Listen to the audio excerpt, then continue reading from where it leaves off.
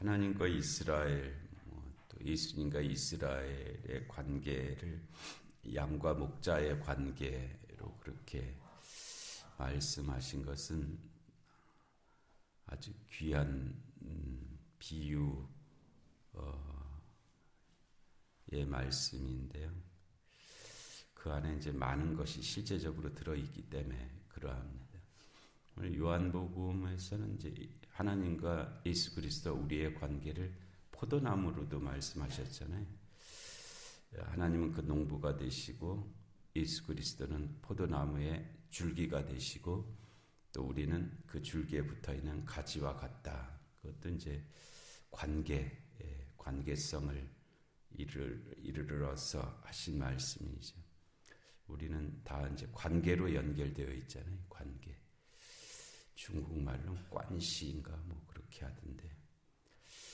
관계가 상당히 중요하죠. 그 관계에 의해서 결정되는 일들이 많기 때문에 그러합니다.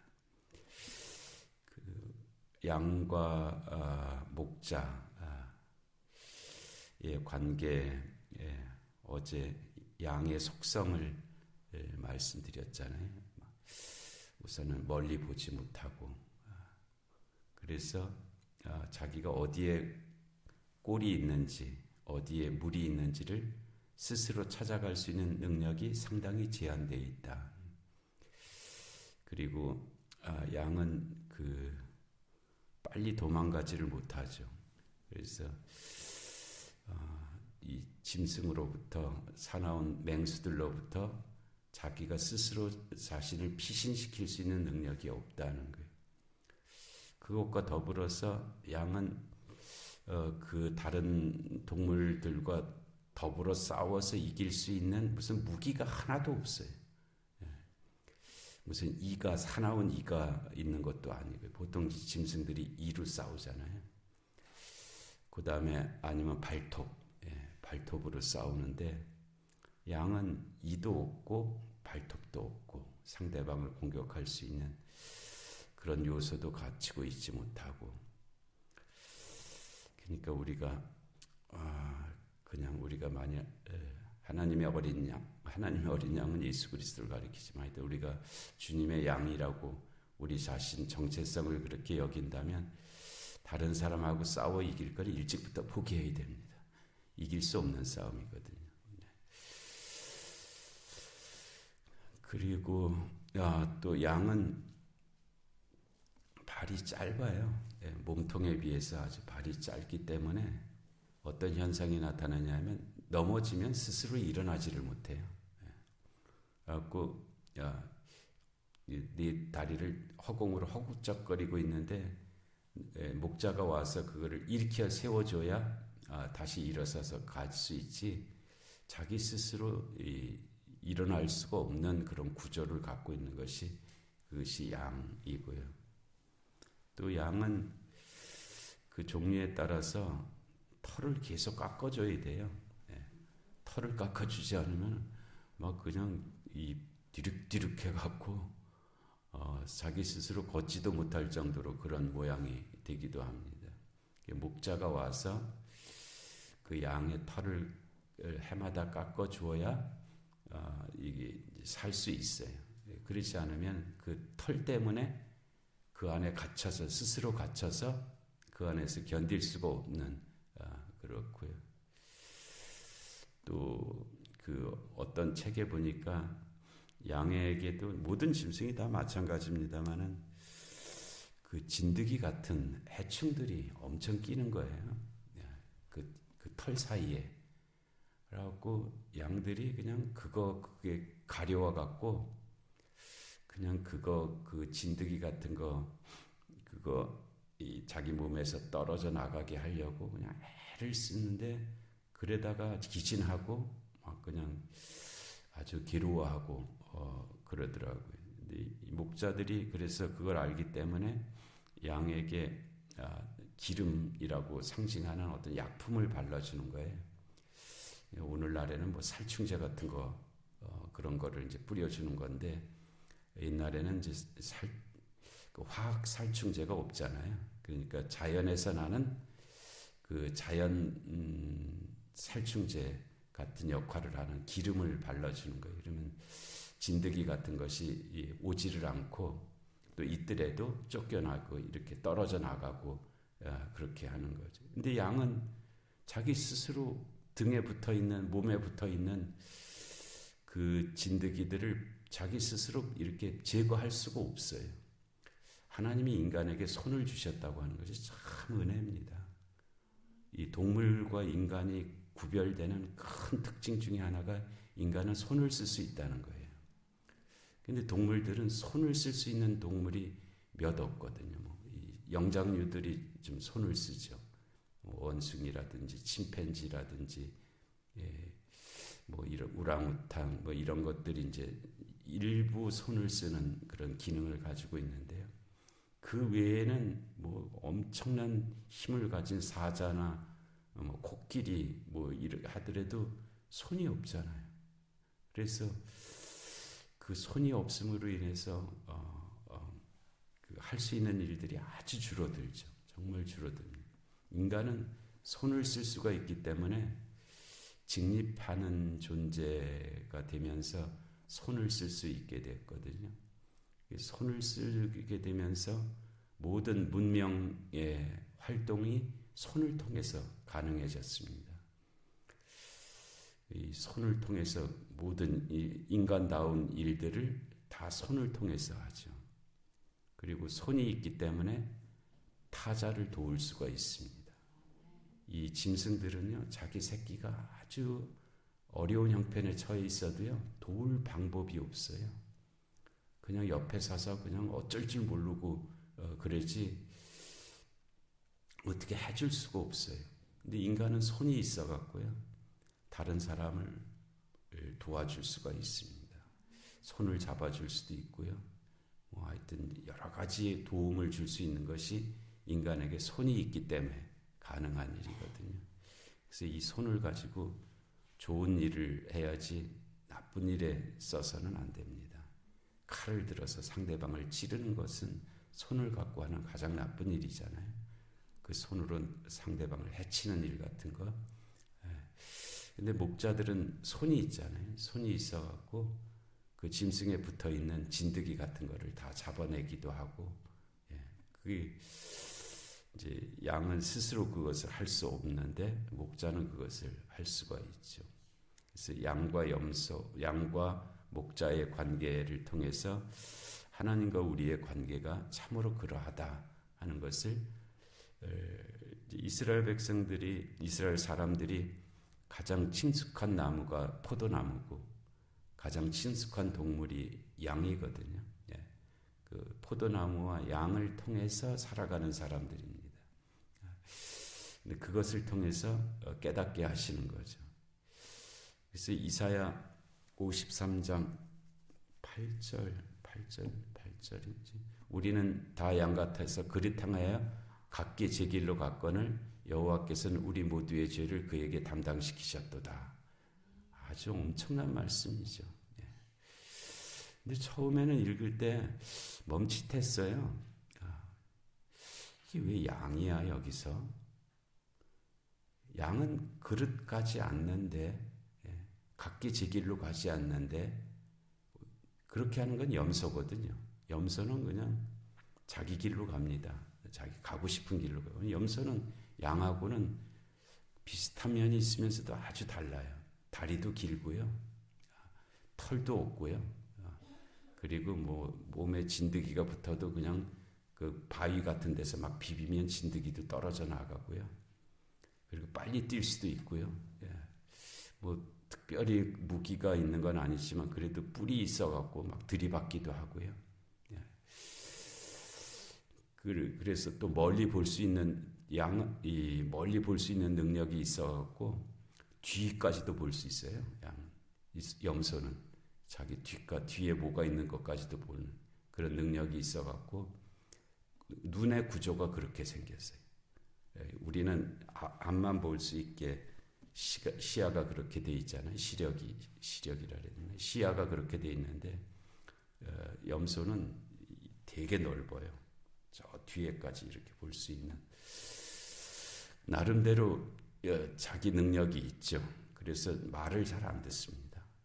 그냥 막 자기 하고 싶은 대로 하는 것이 이제 염소죠.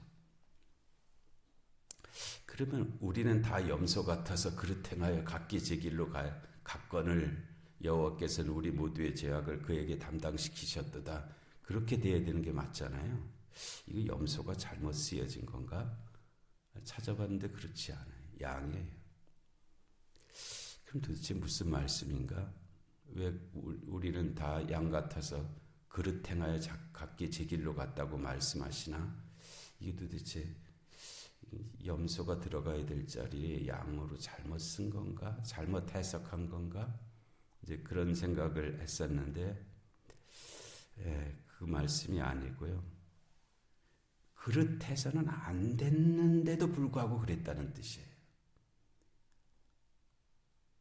그러니까 양은 절대로 그릇 행하여 각기 제 길로 갈 수 없는 존재라는 거예요. 양은 그렇게 하면 살 수가 없어요. 그렇게 하지도 않아요. 그럼에도 불구하고 그랬다는 거예요. 그릇 행하여 각기 제 길로 가서는 안 되고 안 하는 동물이 양인데 그런데 이스라엘이 그랬다는 거예요. 이스라엘뿐만 아니라 우리가 그랬다는 거죠. 우리가 그릇 행하여 각기 제 길로 갔다는 거예요. 이래서는 살 수 없는 존재인데 그러니까 확실한 자기 판단이 그릇 행하는 것입니다. 확실한 자기 판단을 해서 각기 제 길로 간 거거든요. 근데 그게 살 길이 아니라 죽을 길로 간 거죠. 그래서 그 이사야 53장 8절 말씀은 참으로 엄중한 말씀이에요. 우리가 그릇 행하여 각기 제 길로 가는 그런 일을 해서는 살 수 없는 존재인데 그렇게 하고야 말았다는 거예요. 그래서 결과적으로 어떻게 됐어요? 다른 방법이 없었어요. 여호와께서는 우리 모두의 죄악을 그에게 담당시키셨도다. 그래서 대속주를 통한 구원 외에는 다른 방법이 없게 되었다 하는 바로 그 말씀을 하신 거죠. 그래서 그 양의 상대 개념의 목자가 있잖아요. 이건 어떤 사람을 가리키는 것이 아니라 하여튼 우리의 구원에 있어서 구조적인 그런 개념이에요. 반드시 목자가 있어야 되는 거죠. 온 인류가 사실은 그렇습니다. 우리가 인간들이 뭐 똑똑한 것 같고 뭐 많이 아는 것 같고 능력이 있는 것 같고 뭐 그렇지만은 다 양의 속성 안에 들어있다는 거예요. 개념적으로 하나님의 관계성 속에서 그렇다는 거예요.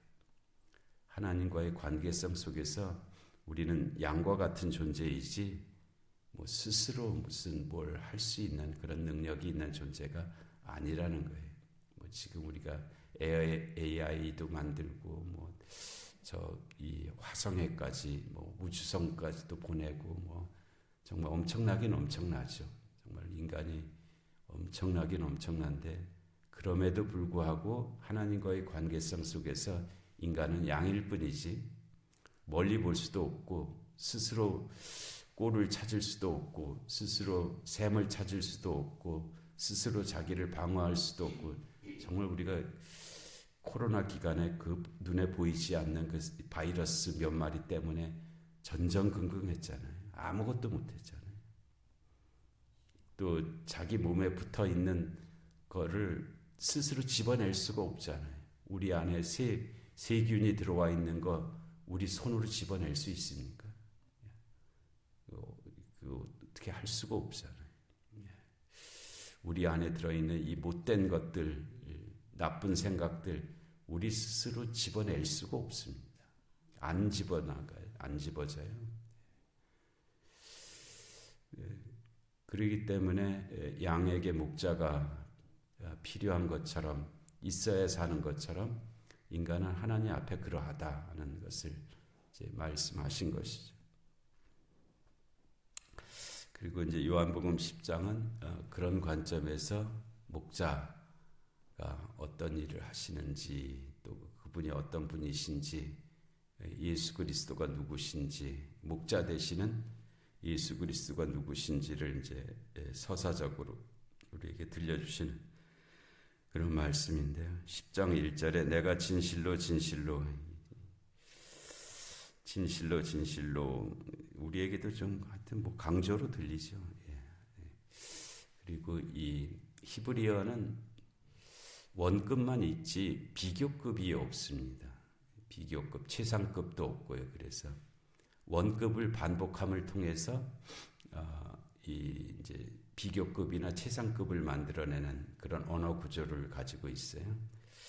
이게 뭐 헬라어로 쓰여 있긴 합니다만은 배경이 히브리적 사유 개념이기 때문에 진실로라는 말은 이제 정말 그러하다 하는 것을 이제 강조하고자 하는 그런 표현이에요. 내가 진실로 너희에게 이르노니 문을 통하여 양의 우리에 들어가지 아니하고 다른 데로 넘어가는 자는 절도며 강도요 문으로 들어가는 이는 양의 목자라. 그러니까는 이제 양의 우리가 건물로 지어진 것은 아주 제한적이죠. 그 당시에는 양의 우리가 뭐 그냥 엉성하게 지어졌지 이렇게 튼튼한 양의 우리가 있는 때는 아니었습니다. 그리고 문도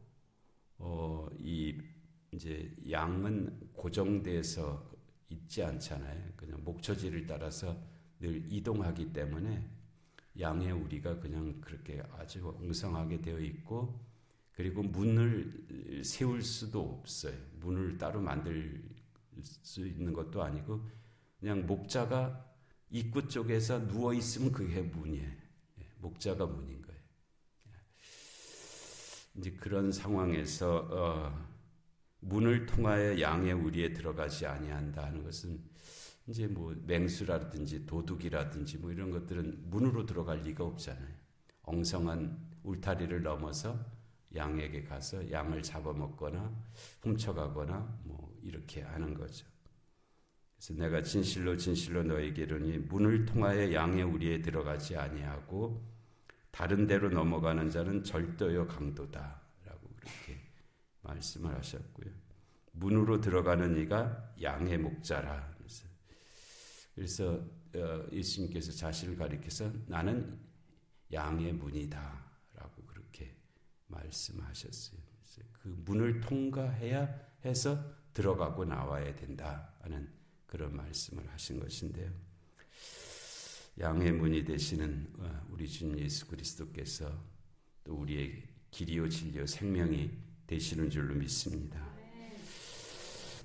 은혜로우신 하나님 아버지, 온 인류의 목자로 성탄하셔서 저희들을 천국으로 인도하시는 예수 그리스도를 저희들로 하여금 믿게 하시니 하나님 감사합니다. 그 주님께서 성탄하신 이 귀한 계절에 더욱 온 인류의 생명의 목자가 되시는 주님을 바라볼 수 있게 하여 주옵시고, 또 이 소식을 널리 증거할 수 있는 저희들의 삶이 되게 하여 주시옵소서.